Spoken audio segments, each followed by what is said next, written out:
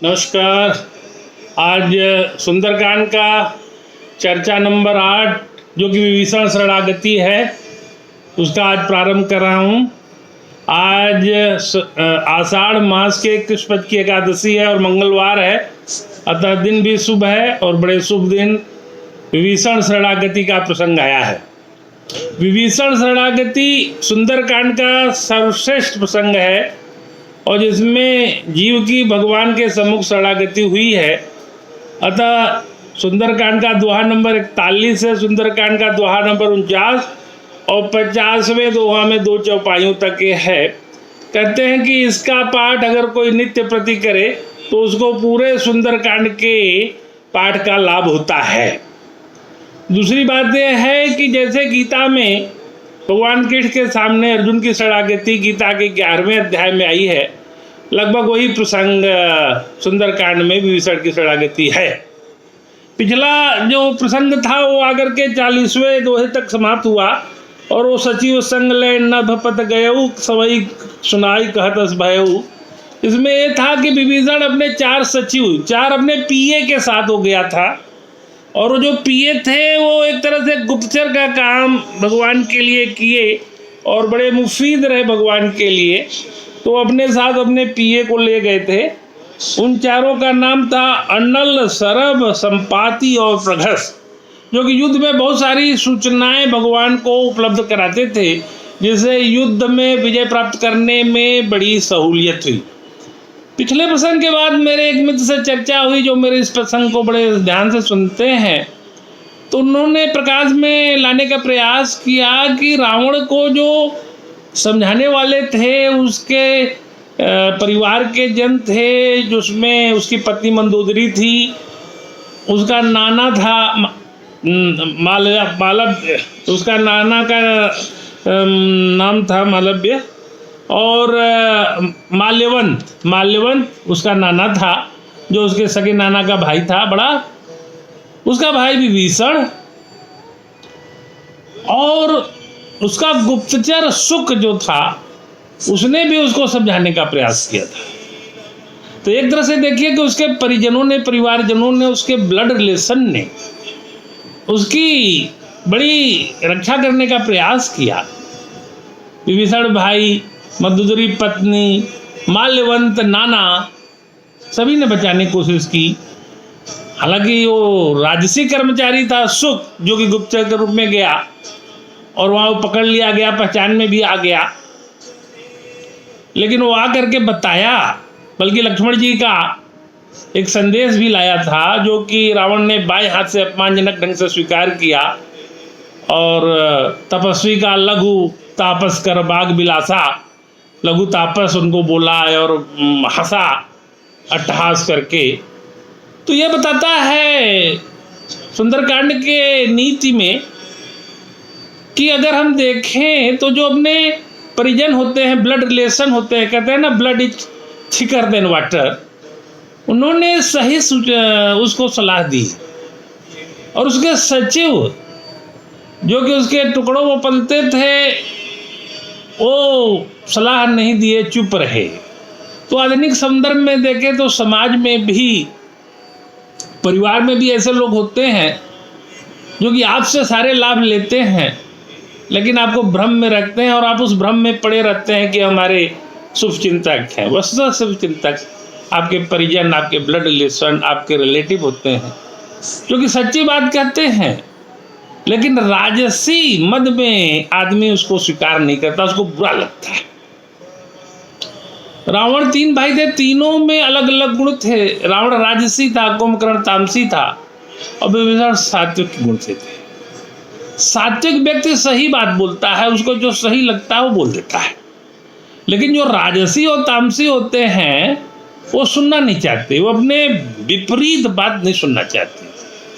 वस्तुतः रजस गुण बड़ा खतरनाक गुण होता है, वो हमेशा अपने स्वार्थ के लिए सोचता है और उसके स्वार्थ के विपरीत कोई भी बात उसको अच्छी नहीं लगती है। तो रामायण में इन्हीं, रामचरितमानस में इन्हीं सात्विक, राजसी, तामसिक गुणों को भी देख करके हमें आगे बढ़ना है।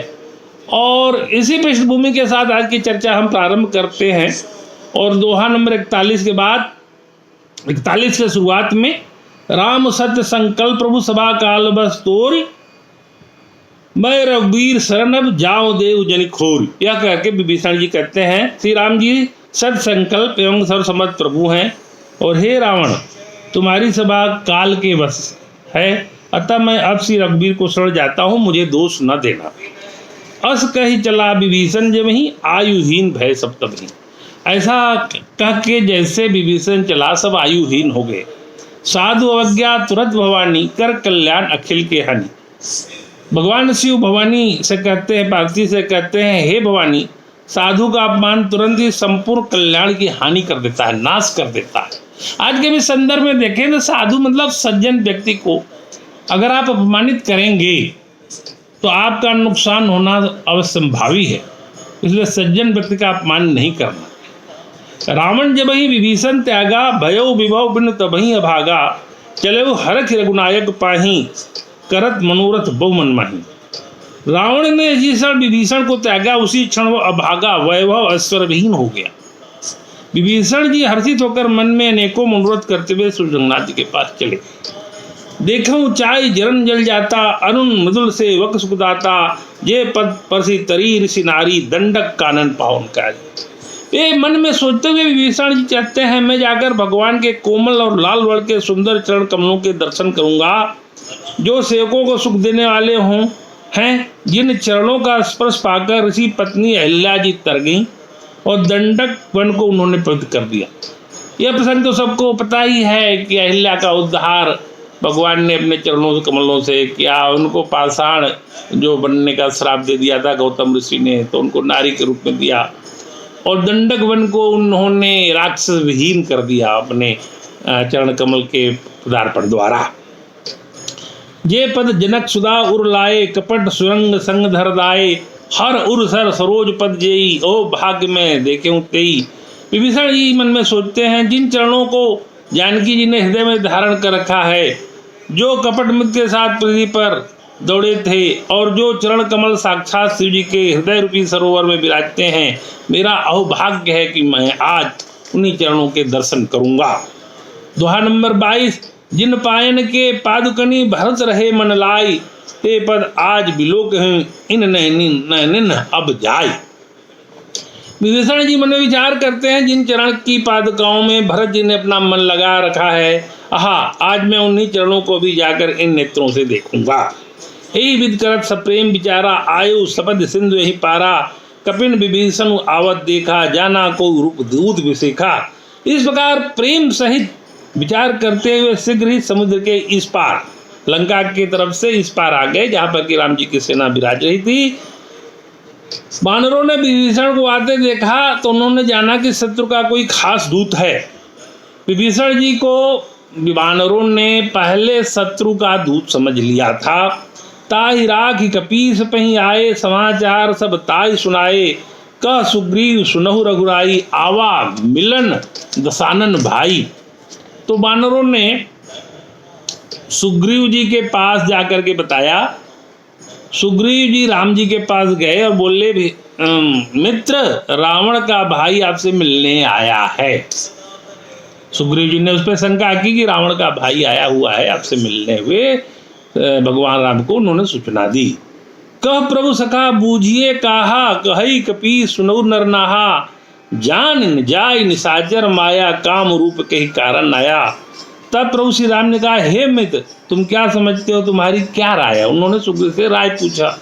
वानर राज सुग्रीव ने कहा, हे महाराज सुनिए, राक्षसों की माया जानी नहीं जाती, यह इच्छानुसार रूप बदलने वाली छली जाती है, पता नहीं है किस कारण आया है। सुग्रीव जी के मन में शंका थी, उन्होंने स्पष्ट रूप से उसका वर्णन किया है। भेद हमार ले न सठ आवा, राखिए बांधि मुँह ही भावा, सखा नीक तुम नीक विचारी, मम पन सर नागद भयहारी। जान पड़ता है कि यह मूर्ख हमारा भेद लेने आया है, इसलिए मुझे तो यही अच्छा लगता है कि इसे बांध कर रखा जाए। श्री रघुनाथ जी ने कहा, राम जी ने कहा, हे मैं तुम नीत तो अच्छी तरह विचारते हो, परंतु मेरा प्रण तो है कि शरणागत के भय को हर लेना चाहिए। उन्होंने कहा कि यह शरणागति में है तो इसका भय हर लेना चाहिए। सुने प्रभु बचन हरख हनुमाना, शरणागत बच्चल बनवाना। प्रभु के वचन सुनकर हनुमान जी हर्षित हुए और ही मन कहने लगे भगवान कैसे शरणागत वत्सल हैं और शरण में आए हुए को पिता की भांति प्रेम करने वाले। क्योंकि लंका में हनुमान जी जब गए थे तो विभीषण से उनकी भेंट हुई थी और उन्होंने विभीषण जी के व्यवहार को, चरित्र को अच्छी तरह जान लिया था, इसलिए उनके मन में हर्ष हुई कि वो शरणागत में आए हैं तो भगवान ने उनको शरण देने की बात सोची है। अगला दोहा है 43, शरणागत कछु जेत जहि निज अनहित अनुमानी, ते नर पावर पाप में इतना ही ब्लोकत हानि। श्री राम जी बोले, जो मनुष्य अपने अहित का अनुमान करके शरण में आए हुए को त्याग कर देते हैं वे पामर, क्षुद्र हैं, पापमय हैं, उन्हें देखने में भी पाप लगता है। ये भगवान श्री राम कहते हैं कि शरणागति में आए हुए को त्याग नहीं करना चाहिए, उनको पाप लगता है। कोट विप्रबध लागहि जाहू, आए शरण तजहू नहीं ताहू, सन्मुख हो जीव मोहि जबहि, जन्म कोटि अघ नासई तभी।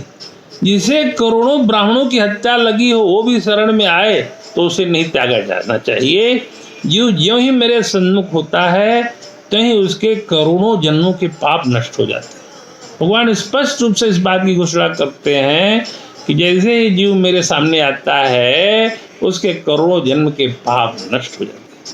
पापवंत कर सहज स्वभाव, भजन मोर ते भाव न काऊ, जो पे दुष्ट हृदय सोई हुई, मोरे सन्मुख आओ कि सोई।